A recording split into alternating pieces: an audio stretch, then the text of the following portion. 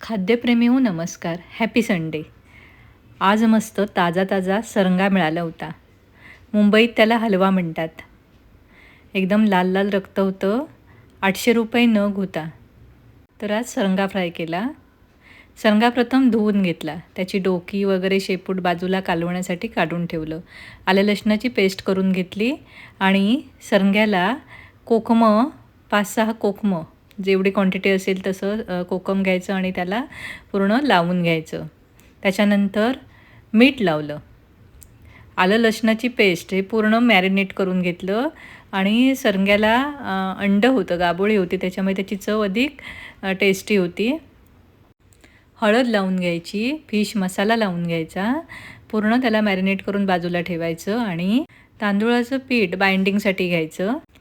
तव्यामध्ये तेल तापत ठेवायचं, ग्राउंडनट ऑइल होतं आणि त्याच्यामध्ये हे सरंग्याचे पीस फ्राय करून घ्यायचे. एकदम लो फ्लेम ठेवायची, करपू द्यायचं नाही. अंडंही तळायला ठेवलं होतं. 10 ते 15 मिनटात रेडी होतं आणि हे कालवण एका बाजूला शिजत ठेवलं होतं. मस्त बेत.